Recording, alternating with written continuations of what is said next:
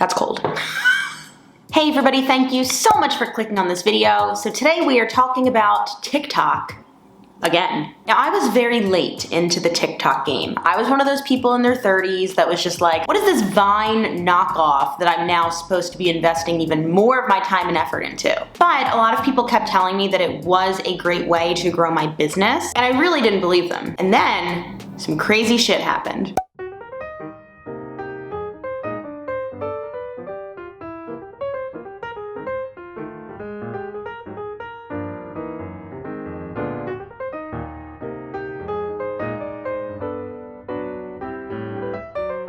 So stick around and I'm gonna show you 3 ways that I have used TikTok to help grow my business over the past 5 months to what is now projected to be a 6-figure effing business, which is insane and like kind of makes me wanna vomit a little bit. It's still cold. Let's go. Now, keep in mind that everything I am discussing is simply from my viewpoint as a personal trainer and nutrition coach and group fitness instructor, and it might not apply completely to you, but I do think that no matter what your field is, there are some good things that you can take away from what I'm gonna talk about. So let's get into those 3 tactics that I use. Tactic number 1, you don't matter.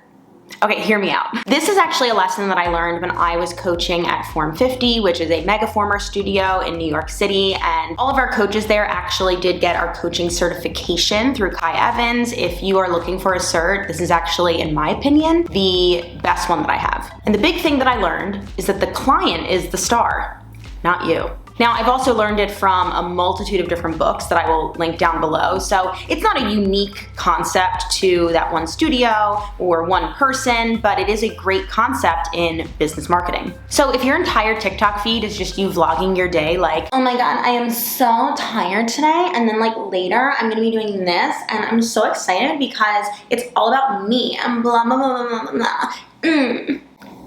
Yeah, it's not gonna work for you. You might lead a really interesting life, but you know whose life is more interesting? Your potential client. A huge bulk of your content has to help them. It has to serve them. Otherwise, why would they give you money? So I actually break down all of my content into thirds, like 3 different categories. Things I know will perform well, things that are staples of my channel, and then the fun creative stuff. Now again, this concept is not unique to me. I actually picked it up from Renee Amberg. She talked about it in a few of her videos, and I thought it was a really smart way, not only to serve your audience, or in my case, potential clients, but also make sure that I'm still enjoying what I'm making. So let's just break down what those 3 categories look like for me specifically. Things that I know will perform well. Dance videos. One of the classes that I teach is a musical theater sing-along dance cardio class, so I post teeny little snippets, 20 to 30 seconds of combos that I teach in class, and it has gotten me a lot of eyes and then a lot of money in return. Things that are staples are how-to videos. Videos that are gonna help people figure out how to move their bodies better. And this really like goes back to my why. So when I think things that are staples of a channel, I think, does this serve my why? And my why is to educate you on why you would move your body in a certain way. And then the 3rd category is just the fun creative stuff. So, you know, like filming a day in the life, doing random like duets or stitches, just the stuff that like I think is fun. Like when I bought a Zac Efron t-shirt with a cat on it. Why does this exist? And why do I own it?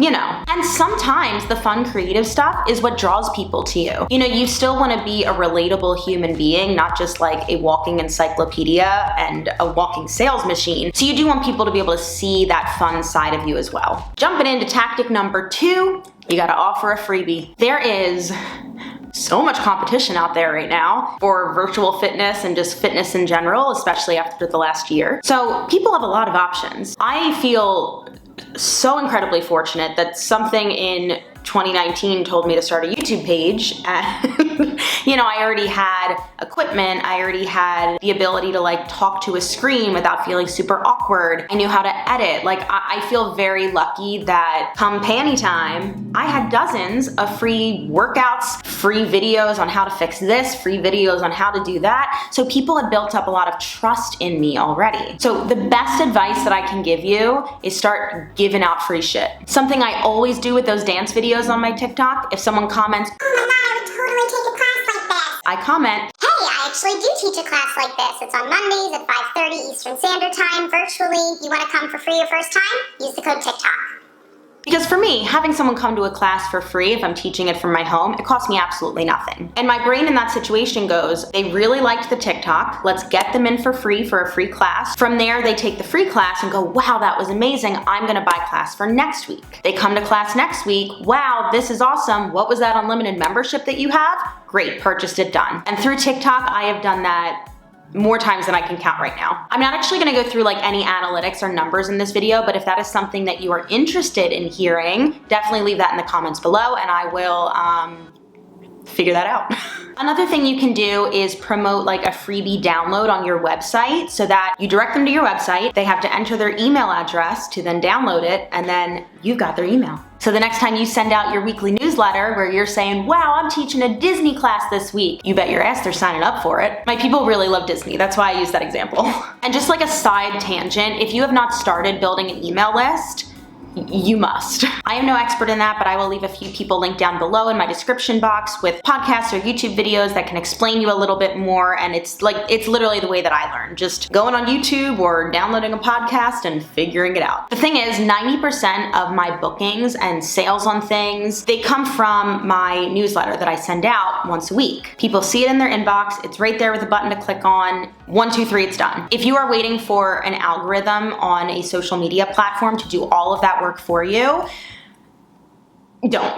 And tactic number 3, you want to create interactive content. Now, let me just preface this with, I actually have not done that much research into the TikTok algorithm, but I can only imagine that like engagement is a good thing, right? Like if people are commenting on your video, that's gotta like push it in the algorithm, right? Will someone let me know? So essentially, if you post content that gets people to comment on it, you're golden. And I wanna give you guys an example of something that I recently used that got me a lot of interaction. Give me an exercise that you hate and I will give you a better one. I firmly believe that movement should be something that you enjoy. So if you have not found something that you enjoyed yet, I wanna help. Here's a few reasons why I chose to make this specific video. Obviously, it's gonna get people to comment, and I know that it's gonna get people to comment because people bond more over things that they hate rather than things that they love. Try it next time on your Instagram or something. Instead of asking people like, what's your favorite this? Ask them what they hate. You will get more engagement. Another reason why I chose this video is because it gave me a lot of content to then produce. I got to go on and I got to make videos about push-ups, about squats, about lunges, and then the third pro of making a piece like this is that I got to go back into the comments after the fact, and anybody who said lunges, I would go back and I would comment, hey, I made a video on this, and then it would direct them over to that new video that I made, which is then going to give you even more views on your content. It also just shows that like you're a nice person and you actually care about helping them.